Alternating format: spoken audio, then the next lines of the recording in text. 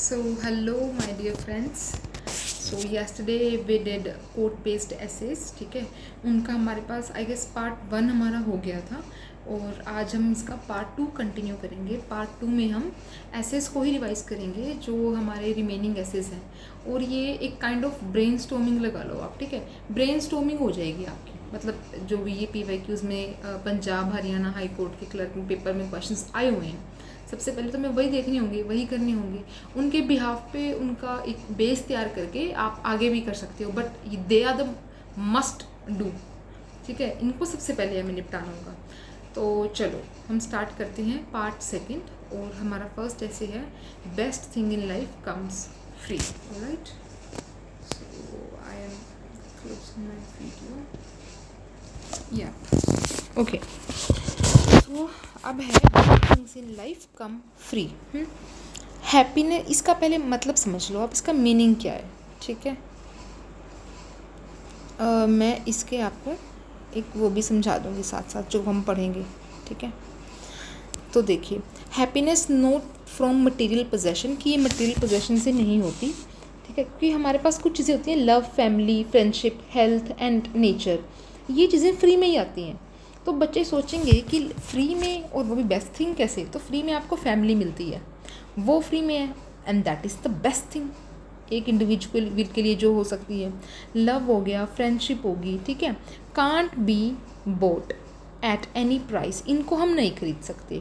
They are priceless, इनका कोई price ही नहीं है.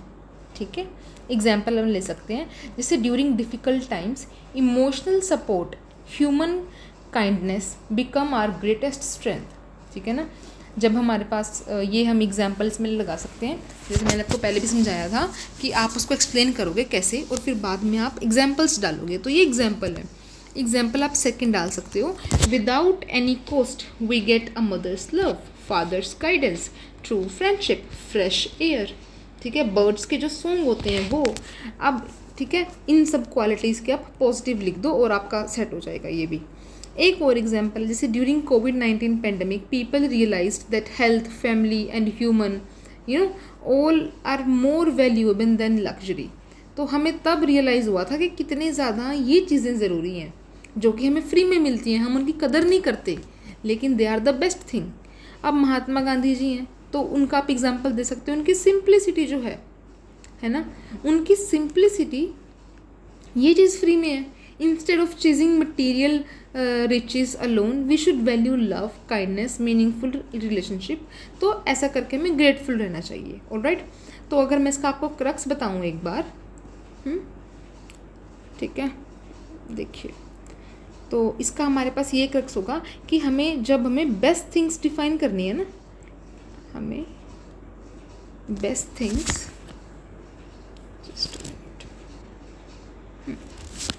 तो बेस्ट थिंग्स जो कि फ्री में आई हैं वो क्या क्या है, वो मैंने आपको समझा दिया. कि हम एग्जाम्पल तो इसमें कोट करेंगे महात्मा गांधी जी का, कि उनकी सिंप्लिसिटी. ठीक है, उन्होंने कैसे कैसे अपनी सिंप्लिसिटी की राह अपनाई, रिचेस को छोड़ा, है ना, वेल्थ को छोड़ा, लग्जरी को छोड़ा, और कैसे एक नॉन वायलेंट तरीके से, नॉन वायलेंस का, सत्याग्रह का रास्ता अपनाया.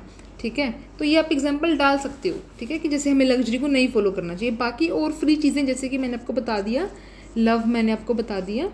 ठीक है, फ्रेंडशिप मैंने आपको बता दी. ओके, और नेचर हो गया, इसको हमें प्रोटेक्ट करना चाहिए. ये सब चीज़ें फ्री में आती हैं. तो अब इसका आप कंक्लूजन कैसे लिखोगे, तो ये आप इसमें ये इसकी बॉडी डाल दोगे. आप जो भी इसकी बॉडी है, इंट्रो आप उसको डिफाइन कर दोगे. कंक्लूजन में क्या लिखोगे आप, कि we should also protect our nature, कि हमें अपनी नेचर को भी प्रोटेक्ट करना चाहिए जो चीज़ें फ्री में हमें देती है. हमें अपने पेरेंट्स की रिस्पेक्ट करनी चाहिए, है ना. ये सब चीज़ें हमें कंक्लूजन में डालना है. तो आई होप आपका ये वाला क्लियर हो गया होगा. Next, life after school. इसमें तो देखो हमें कुछ भी नहीं है. लाइफ आफ्टर स्कूल में हमें सिंपल लिखना है कि स्कूल लाइफ, पहली बात तो इतनी इंपॉर्टेंस होती है कि हमें ये करती है, नॉलेज प्रोवाइड करती है, डिसिप्लिन देती है, लाइफ लॉन्ग फ्रेंडशिप देती है. लेकिन आफ्टर स्कूल क्या होता है वो हमें डिफाइन करना है. तो आफ्टर स्कूल क्या है, हायर एजुकेशन होती है, बच्चा स्किल सीखता है, वोकेशनल स्टडीज़ करते हैं, तो हमें और भी लिखना है कि life after school is not the same as in the school. It demands lot of hard work, self discipline, time management, continuous learning. ये हमें सारी चीज़ें, ठीक है, इनकी मैं अगर आपको थोड़ी सी एक बार स्पेलिंग बता दूं तो आपको ये इसमें कुछ कीवर्ड्स इसके याद रखनी है. हार्ड वर्क हो गया, ठीक है, कि सेल्फ डिसिप्लिन मांगते हैं भाई, है कि नहीं. टाइम मैनेजमेंट होगी आपकी, ऑलराइट. कंटिन्यूअस लर्निंग होगी. ये सब आप उसमें डालोगे आपकी बॉडी में, ठीक है. इसमें एग्जाम्पल्स कोई ऐसा जाएगा नहीं, आप नॉर्मल उसको डिफाइन करोगे कि हाँ ऐसा ऐसा करके ये सब होता है. अब आगे है teacher. Independence, responsibility, not an and, beginning of a new journey, ठीक है ना. तो हमें ये टीच करती है, इट टीचेस कि लाइफ आफ्टर स्कूल जो है, इंडिपेंडेंस तो है लेकिन जिम्मेवारी के साथ भी करना पड़ेगा. और ये सिर्फ एंड नहीं है, ये बिगनिंग है नवी जर्नी की. तो इसको हम कंक्लूजन में डाल देंगे, ठीक है, कि लाइफ आफ्टर स्कूल जो होती है हमारी, ये होती है. इसमें हमें यही चाहिए रहता है, हार्ड वर्क, डिसिप्लिन, ठीक है ना, टाइम मैनेजमेंट और ये सब. और बाद में हम लिख देंगे कि लाइफ आफ्टर स्कूल में क्या टीच करती है, इंडिपेंडेंस होना, ये होना, और this is not an and, बल्कि ये तो बिगनिंग है. ऑलराइट. अगला है हमारा यूनिटी इज स्ट्रेंथ. इसके ऊपर लिखना है, तो इसको एक्सप्लेन करना है. अब इसमें मेरे हिसाब से ज़्यादा कोई कोड बेस्ड चलेगा नहीं, इसको आप नॉर्मल लेके चलो, एग्जाम्पल्स डालो, इंट्रो लिखो कि कैसे यूनिटी ज़रूरी है. जो काम एक इंसान कर सकता है, ठीक है ना, लेकिन उसी को अगर कोई मिलके करते हैं लोग काम, तो वो स्ट्रेंथ बन जाती है. इसको एक्सप्लेन करना है. एग्जाम्पल टीम वर्क का लिख सकते हो. हायर रेट ऑफ सक्सेस होती है if it's a United work. Unbreakable, है ना, और ये वॉइस रेस करने में मदद करती है. कोलैबोरेटिव लर्निंग करवाती है. तो ये सब एग्जाम्पल्स हैं. इनको आप आगे एक्सटेंड करके लिख सकते. जैसे कि टीम वर्क है, अगर आप अकेले काम करते हो और एक आप टीम में करते हो, तो ऑब्वियसली सी बात है जो टीम में करेगा उसकी प्रोडक्टिविटी ज़्यादा होगी, ठीक है. साथ में एक इंसान काम कर रहा है, और अब जब इसमें जाओगे तो हायर रेट ऑफ सक्सेस रहेगी आपकी, है ना. आप अपनी वॉइस को रेस कर सकते हो. अब जैसे सोनम वांगचुक का केस है जो है ना, उसको भी आप लिख सकते हो कि अब कैसे सारे लोग जंतर मंतर में जा रहे हैं, they are raising their voices, ठीक है. तो यूनिटी में ही स्ट्रेंथ है. अगर वो अकेले करते तो कोई नहीं सुनता. अभी तो वो इतना एक साथ होकर भी नहीं, सरकार की पता नहीं कान नहीं है क्या है, लेकिन एटलीस्ट दे आर यूनाइटेड. जिनको समझ में आ रही है वो यूनाइट हो रहे हैं, दे आर गोइंग देयर, है कि नहीं. आप एक और एग्जांपल लिख दोगे इंडियन फ्रीडम स्ट्रगल का, कि citizen across diverse background united under a single vision to peacefully dismantle the colonial empire. कि सारे के सारे एक साथ जुटे, तो ये शो करता है कि यस यूनिटी में तो स्ट्रेंथ है. ये आप एग्जांपल दोगे अपनी हिस्ट्री से, ठीक है. इंडियन फ्रीडम स्ट्रगल का आप इसको बना सकते हो.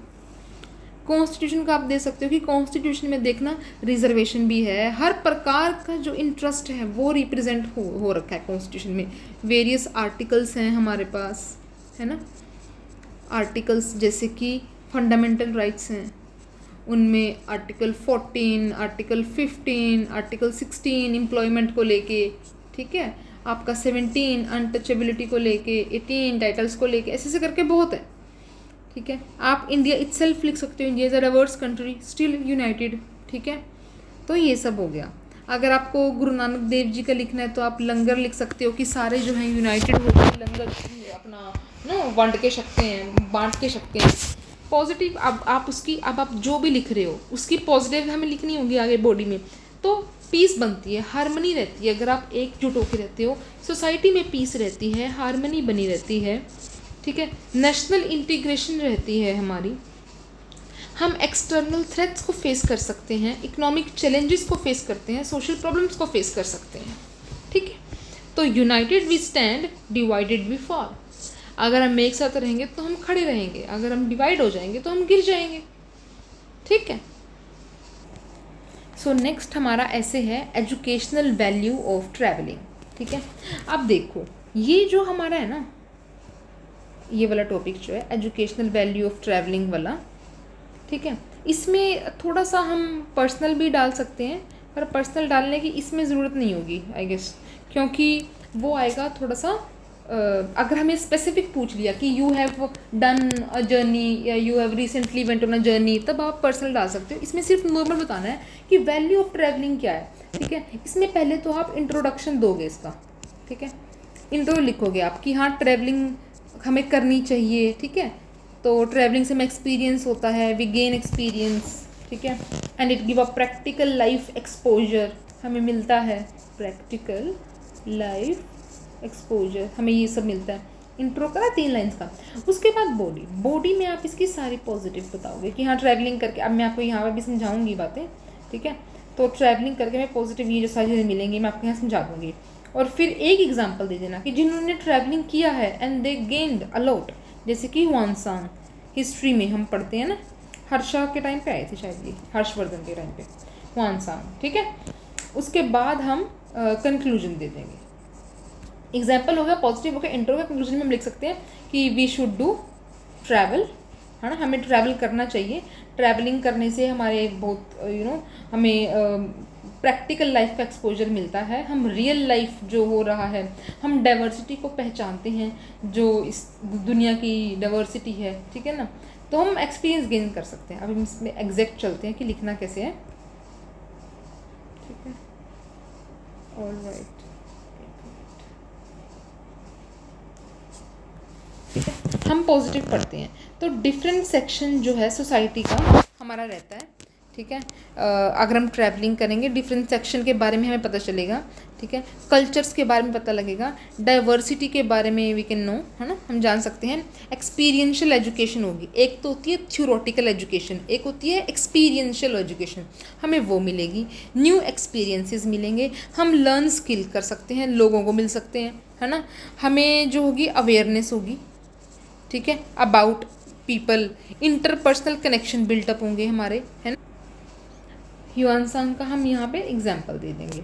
तो अब हम ये भी लिख सकते हैं कि अब हमने मान लो ट्रैवलिंग की है, ये दूसरे में ऐड हो जाएगा कि जैसे प्लेसेस होते हैं जहाँ पे हम विजिट कर सकते हैं, ताजमहल हो गया, रेड फोर्ट हो गया, पार्लियामेंट हाउस हो गया, तो ये सब हमें रियल लाइफ एक्सपीरियंस देते हैं। It develop adaptability, confidence, independence, problem solving skills, teaches us to respect diversity, ये सब हमें डेवलप करना सिखा देता है। अब इसका कंक्लूजन एक तैयार कर लेंगे। The world is book and those who do not travel read only one page.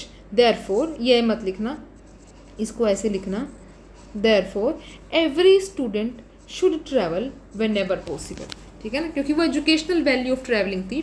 तो हमें इसको लास्ट में एजुकेशन को ही रीइंफोर्स करना है और उसी हिसाब से कंक्लूजन इसका तैयार करना है, ठीक है। नेक्स्ट हमारा आता है वैल्यू ऑफ पंक्चुअलिटी। अगर हम डिसिप्लिन रहेंगे, पंक्चुअल रहेंगे, उसका क्या ज़िंदगी में इंपॉर्टेंस है, तो आप सोच लो पहले उसको, उसके प्लस पॉइंट लिखोगे कि हाँ ये पंक्चुअलिटी का मतलब होता है, ऐसे ऐसे होती है। फिर उसकी वैल्यू बताओ कि पंक्चुअल रहोगे तो कामयाब होगे, पंक्चुअल रहेगा तो आपको हार्ड वर्क भी करना तभी आएगा, पंक्चुअलिटी से ही डिसिप्लिन बिल्ड होता है, ठीक है ना। और रियल लाइफ में एक्सपीरियंसेस में आप हर सेगमेंट में डिवाइड कर लो। सोसाइटी में अगर हमारा समाज एक पंक्चुअल तरीके से चलता है तो सारा समाज आगे बढ़ता है, ऐसे। तो पॉजिटिविटी क्या है कि कंसिस्टेंसी बिल्ड होती है, ठीक है। It give rhythm to life, life को एक रिदम मिलती है, एक मोमेंटम सेट होता है लाइफ का, एफिशिएंसी बढ़ती है, सक्सेस इंक्रीज होती है, डिसिप्लिन बढ़ता है, ठीक है। पर्सनल डिसिप्लिन, प्रोफेशनल डाल सकते हो आप। अब अगर आप मान लो इसकी बॉडी को आगे बढ़ाओगे तो बॉडी को कैसे लिखोगे कि हमें पर्सनल तो बनता ही है, थोड़ा कम कर लेती हूँ, कि पर्सनल डिसिप्लिन तो बिल्ड होता है, साथ में प्रोफेशनल भी लिख सकते हो। अगर आप पंक्चुअल हो तो आपकी प्रोफेशनल इंटीग्रिटी भी तो शो होती है। तो ये सेगमेंट ही है कि आप कैसे इस क्वेश्चन को आगे आगे तोड़ोगे। और you seems to be a credible personality, आपकी क्रेडिबिलिटी शो होती है इफ़ यू आर पंक्चुअल। और इंस्टीट्यूशनल एफिशिएंसी, अगर पूरा इंस्टीट्यूशन ही वो है, पंक्चुअल है, तो ये इंस्टीट्यूशन की एफिशिएंसी शो करता है, ठीक है। ये हो गया इसका पॉजिटिव, ये है इसकी वैल्यू, ये आपने बढ़ानी है। एग्जाम्पल आपको डालने रहते हैं, दिल्ली मेट्रो का डाल सकते हो, सोसाइटल ऑर्डर, हारमनी बनी रहती है, ये हारमनी वगैरह ये पॉजिटिव में डाल दोगे आप। दिल्ली मेट्रो कर सकते हो कि वो सेकंड्स में आ जाती है, पंक्चुअल है, और कैसे कैसे वो दिल्ली का सारा ट्रैफिक जो है वो तो मेट्रो ने संभाल रखा है, अदरवाइज दिल्ली तो में तो सांस ना आए भाई, आगे अगर हम नहीं करेंगे, हाँ हम ये भी लिख सकते हैं, जैसे वैल्यू हमने लिख दी, हमारा ऐसे के वर्ड्स रहते हैं कि हाँ पॉजिटिव हो गया, अब समझ नहीं आ रहा अब आगे क्या लिखें, तो फिर आपने डालनी है पॉइंट, ठीक है। इफ़ अ पर्सन या institution is not punctual, then it might create chaos in society. It diminishes professional credibility. वही जो प्लस में था वो ना हो तो ये नुकसान हो जाएगा, वो 2 नुकसान डाल दो तो आपकी वर्ड्स पूरे हो जाएंगे, ठीक है। तो therefore not only strict adherence to a ticking clock, मतलब ये हम नहीं कह रहे कि आपको टक टक टक जैसे हो रहा है फटाफट करना है, बट हम बोल रहे हैं कि but a profound demonstration of self respect, कि ये हम खुद के प्रति रिस्पेक्ट शो कर रहे हैं कि इफ़ अगर कोई चीज़ तय है कि हमें ये इस टाइम करनी है तो हम उसको इस टाइम कर रहे हैं, ये खुद में भी एक सेल्फ रिस्पेक्ट शो करती है, ठीक है ना, कि हम पंक्चुअल है अपने काम को लेके। कोई ये नहीं है कि भाई 2 बज गए तो मेरे को उठना ही उठना है, कोई बात नहीं 2-5 हो सकते हैं, पर अपना काम करो, सही टाइम पे करो। अगर आप सुबह का खाना रात में खा रहे हो तो भाई ये तो गड़बड़ी है ना, उसको चाहे 10 बजे नहीं, अगर आप 8 बजे नहीं उठ पा रहे 9 कर लो अपना ब्रेकफास्ट, नहीं 7 हो पा रहा 8 कर लो, इतना कर सकते हो तो इट शो सेल्फ रिस्पेक्ट। मतलब ये नहीं है कि 7 का तो 7 ही खाना है, आगे पीछे हो सकता है पर टाइम सही रखो, ये बेसिकली पंक्चुअलिटी का मीनिंग है, ठीक। आपका पॉजिटिव कंटेंट तैयार हो गया आपका। आगे क्वेश्चन ये सेम है, you can give it a read. Time and tide wait for none और नो मैन, ठीक है, किसी के लिए भी ना टाइम रुकती है ना टाइड रुकती है, ये भी आप कोट कर सकते हो, ठीक है। Therefore everyone should cultivate the habit of punctuality to lead a successful, disciplined and meaningful life. I hope you understand my point. Next आता है एन आइडियल सिटीजन, ये मैंने शायद करवा दिया आपको आइडियल सिटीजन पे, है ना, कि आइडियल सिटीजन क्या होते हैं, ये पीछे करवाया था, एक बार बता रही हूँ शायद आपको बस मोटा मोटा, कि इंटर में लिखना है कि वो इंसान जो पर्सनल को भी मेंटेन कर ले, प्रोफेशनल इंटीग्रिटी को भी मेंटेन कर ले। आइडियल सिटीजन सिर्फ वही नहीं है जो सिर्फ अपना काम करे, अपने बारे में देखे, वो समाज को भी साथ लेकर के चले, ठीक है, उसके पास एथिक्स भी हो, उसके पास इंटीग्रिटी भी हो, वो समाज का भी सोचता हो, उसको पर्सनल भी पता हो, प्रोफेशनल भी पता हो, उसको सोशल भी पता हो, उसको एजुकेशनल भी पता हो, ठीक है, उसको इकोनॉमिकल भी पता हो, और उसको इन्वायरमेंटली भी थोड़ी सी अवेयरनेस हो। इसको हम आइडियल सिटीजन बोलते हैं। महात्मा गांधी जी का एग्जाम्पल डाल सकते हो। So not a passive resident but a stakeholder, तो इसीलिए हमें कोई पैसिव रेसिडेंट नहीं बनना चाहिए, एक स्टेक होल्डर बनना चाहिए कि yes we are also a part of it. Alright, so HR Khanna ji का एग्जाम्पल आप कोट्स कर सकते हो, मैंने पीछे बढ़ाया है वैसे, कि इन्होंने राइट टू लाइफ अपहेल्ड की थी and sacrifice the pinnacle of his career. आपको इनके पता होगा कि 1975 में ना जब एमरजेंसी लगी थी, इंदिरा गांधी जी ने लगाई थी एमरजेंसी, तो उस टाइम पे उन्होंने फंडामेंटल राइट को थोड़ा सा डिमिनिश करने की कोशिश करी थी, लेकिन खन्ना जी ने राइट टू लाइफ को सिटीजन की फंडामेंटल राइट करार करते हुए अपने करियर को, बिकॉज ही ऑलमोस्ट CGI बनने ही वाले थे, उन्होंने अपने करियर को साइड में रखते हुए इस राइट को प्रोटेक्ट किया, ठीक है ना। तो इसको शो करते हैं कि प्रोफेशनल इंटीग्रिटी का पर्सन था, ठीक है ना, पर्सनल तो थी ही इनमें, प्रोफेशनल भी अपने काम को लेके, अपने कॉन्स्टिट्यूशनल आप इसको मोरालिटी भी बोल सकते हो कि उन्होंने उसको अपहेल्ड किया, ठीक है। अब आगे आता है laughter is the best medicine.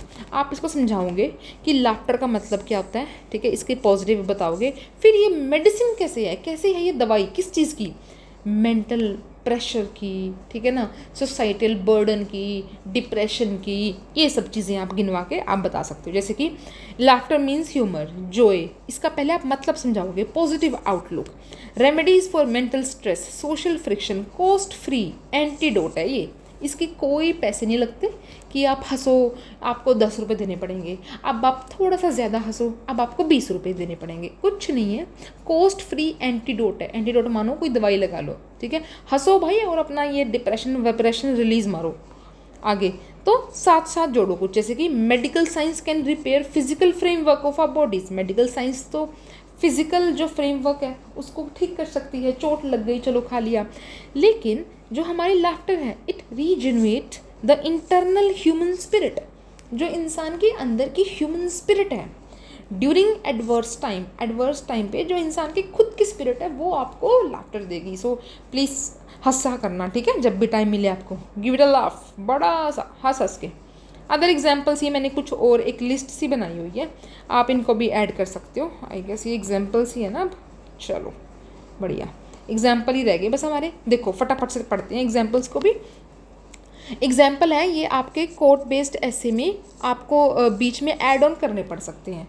जैसे एग्रीकल्चर का अगर मैं लूँ, एग्रीकल्चर में आप लिखोगे कि ग्रीन रेवोल्यूशन इन इंडिया, ठीक है, हुई थी एग्रीकल्चर में। Farmer learned new intense irrigation techniques, initial capital तो लगानी पड़ी थी उन्हें, तो बाद में प्रॉफिट हुआ था। तो ये किस में फिट होगी? No pain no gain. ये ऐसे मैंने ग्रीन रेवोल्यूशन को इस वाले से ऐड कर रखा है कि अगर मान लो पैसे तो लगेंगे, एक बार तो लगेंगे, तब ऐसे थोड़ा गेन हो जाएगा। आप कॉलेज की फ़ीस भरते हो सॉरी, तो तभी आपको डिग्री मिलती है, तभी आपको नॉलेज मिलती है। अगर आप उसमें एडमिशन नहीं लोगे, पेपर नहीं दोगे, हार्डवर्क नहीं करोगे, पेन नहीं बियर करोगे, तो आपको गेन कैसे होगा, है ना। तो ये चीज़ है। Orissa cyclone preparedness model, Orissa का जो साइक्लोन मॉडल है, अब आप खुद सोचो, अच्छा मेरे को कमेंट सेक्शन में बताओ कि ये वाला उड़ीसा का जो साइक्लोन है प्रिपेयर्डनेस है कि वो पहले ही प्रिपेयर होकर चल रहे हैं, ये किस एग्जाम्पल में फिट होगा, किस क्वेश्चन में फिट होगा? चलो आप तो बता नहीं सकते, ठीक है मैं बताती हूँ। The state hopes for a काम वेदर बट प्रिपेयर, उनको पता है उड़ीसा को कि चलो ठीक ठाक रहेगा, लेकिन अगर ठीक नहीं रहा तो उसके लिए वो पहले ही प्रिपेयर हैं। प्रिपेयर कैसे? उनका मॉडल तैयार है, but prepare by constructing thousand of robust cyclone shelters, उनके तैयार हैं। Automated early warning system drastically minimising casualties when severe storms hit. तो ये हमारा किसके लिए हो गया? होप फॉर द बेस्ट, ये इसके लिए सेट बैठेगा। Hope for the best and prepare for the worst, ठीक है, लेकिन भाई वर्स्ट के लिए भी रेडी रहो। आगे बेटर लेट देन नेवर, ठीक है। अब ये इसके लिए फिट होगा, कैसे फिट होगा? द मॉन्ट्रियल प्रोटोकॉल जो हमारा हुआ था, ये 1987 में हुई थी ये एग्जाम्पल। तो इसमें क्या हुआ था? नेशन रियलाइज्ड लेट, इन्होंने देखो अब तक भी इन्वायरमेंट को तो इंडस्ट्रियलाइजेशन के बाद से नुकसान हो ही रहा है ना, उसको तो कोई रोक नहीं रहा। लेकिन जब इन्होंने ये ट्रीटी वगैरह कन्वेंशन वगैरह साइन करने लगे, तो फिर इसका मतलब क्या, फिर लेट हो गए, करें ही ना। अब मान लो सीधी सी बात है, कोई नुकसान हो रहा है हमारा, हमें पता है यार नुकसान तो हो गया, तो अब छोड़ ही दो, अब सब कुछ डूबने दो। अब ये तो हाथ पे हाथ रख के तो नहीं बैठा जाता ना कुछ तो करना पड़ता है। तो बेटर लेट देन नेवर, ऐसा ना हो कि सब कुछ ही डूब जाए, जितना बच रहा है उतना बचाओ, है कि नहीं। लेट तो हो ही गए, अब क्या करें। तो द मॉन्ट्रियल प्रोटोकॉल जो 1987 की थी, हमें पता है कि कैजुअलिटीज़ कैटास्ट्रोफिक डैमेज तो हो ही रहा था, नेशन ने रियलाइज़ किया, बट बाद में तो उन्होंने took delayed international legal ban of CFCs, chlorofluorocarbon को उन्होंने तब बैन किया था यहाँ पे, ठीक है। देखो किया तो लेट, पर एटलीस्ट कर तो दिया। अगर तब भी ना करते, अब तक तो ओजोन में होल हुआ होता, है ना, और कैंसर की, स्किन कैंसर जैसी डिसीज़ फैलती। तो ठीक है हो गया लेट, बट उसको नेवर मत करो, कर लो उसको सेट। एग्रीकल्चर में मैंने आपको वैसे बता दिया था उसमें कि ग्रीन रेवोल्यूशन का जो है, लेकिन the modern shift toward organic farming, अभी जैसे लोग ऑर्गेनिक फार्मिंग के पीछे भाग रहे हैं, एंड रीजनरेटिव एग्रीकल्चर, ठीक है, to save soil health and future food security. अब लोग सोच रहे हैं कि बहुत सारा फर्टिलाइज़र हो गया यार, बॉडी के अंदर जा रहा है, डबल हो के जा रहा है ना। आपको पता ही होगा फूड चेन का कंसेप्ट कैसा होता है, बायो अक्यूमुलेशन का भी आपको भी पता हो, बायो मैग्नीफिकेशन का भी मतलब आपको पता हो, नहीं पता तो सर्च कर लेना, ठीक है। तो इनमें एग्रीकल्चर में ऐसे करके नुकसान हो रहा है, तो अब जाके वो ऑर्गेनिक खेती को करने के लिए तैयार हो रहे हैं। I know it's late, but better late than never, ठीक है ना, रीइंफोर्स होगी वही चीज़ आगे। अब विशाखा गाइडलाइन है, जैसे पोष एक्ट तो लेट आया था, है ना, जो सरकार ने, मैं आपको बताती हूँ विशाखा गाइडलाइन क्या है, 1997 की है बेसिकली ये। तो जब सुप्रीम कोर्ट के सामने मांग हुई कि जो वर्क प्लेस पे सेक्शुअल हरासमेंट होती है उसके लिए एक्ट बनाया जाए, तो पोष एक्ट तो लेट आया। सुप्रीम कोर्ट ने खुद इंटरवीन करके विशाखा गाइडलाइंस जारी की कि अब से यही एक लॉ का असर करेगी, है ना। इन्हीं को ही हम इम्प्लीमेंट करेंगे। तो तब तक ये बीच में वो लगाने के लिए था। तो बेसिकली वर्क प्लेस के लिए इनको पहले ही सोच लेना चाहिए था कि ऐसा ऐसा हो सकता है, लेकिन इन्होंने लेट सोचा, बट एटलीस्ट सोचा तो सही, ठीक है ना। तो विशाखा गाइडलाइन हमारी इम्पोज करी गई। अब आएगा इमोशंस वर्सेस प्रैक्टिकल। अगर इस पे क्वेश्चन आ जाता है कि हमें इमोशंस से नहीं बल्कि प्रैक्टिकलिटी से चलना है, ये वही पीछे वाला क्वेश्चन है कि यंग एक्टिविस्ट आजकल छोड़ रहे हैं street protest in favour of data backed legal lawsuits of government. मतलब ये अब इन चीज़ों को, young activist abandoning street protest in favour of data backed legal lawsuits of, अच्छा legal lawsuits against government.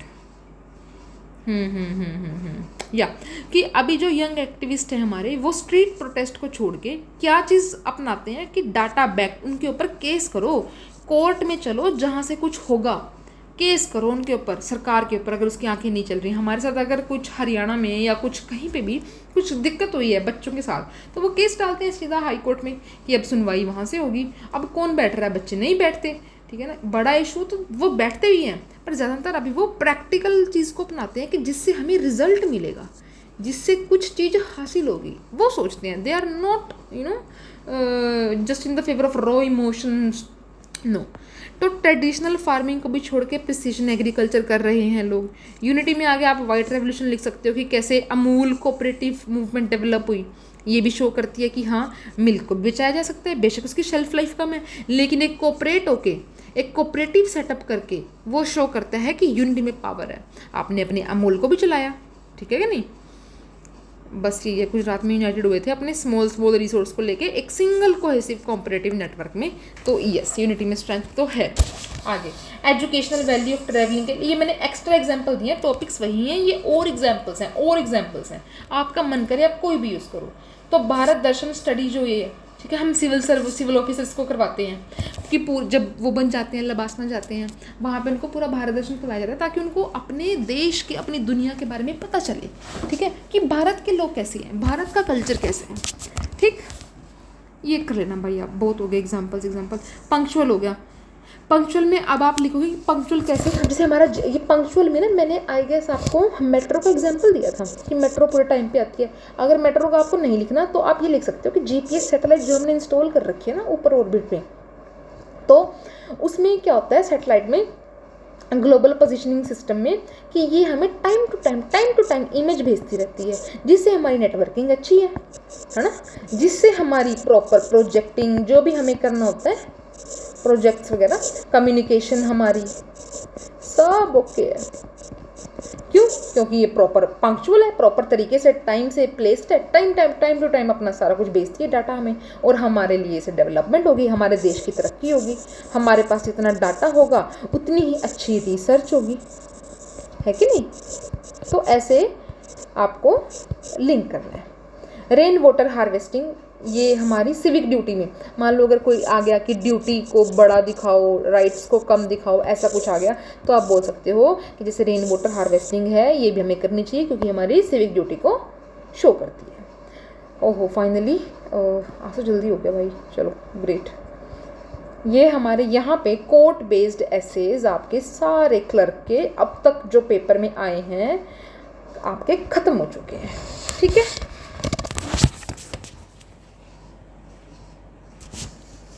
सो finally आज हमारे court based essays I guess सारे हो गए हैं, ठीक है। आपको इसका प्रॉपर स्ट्रक्चर पता चल गया है, आपको कंटेंट पता चल गया है। बेशक हमारा आधा 28 मिनट्स एंड 39 सेकेंड्स हुए हैं अभी, बट हमारा प्रॉपर हो गया है सारा, ठीक है।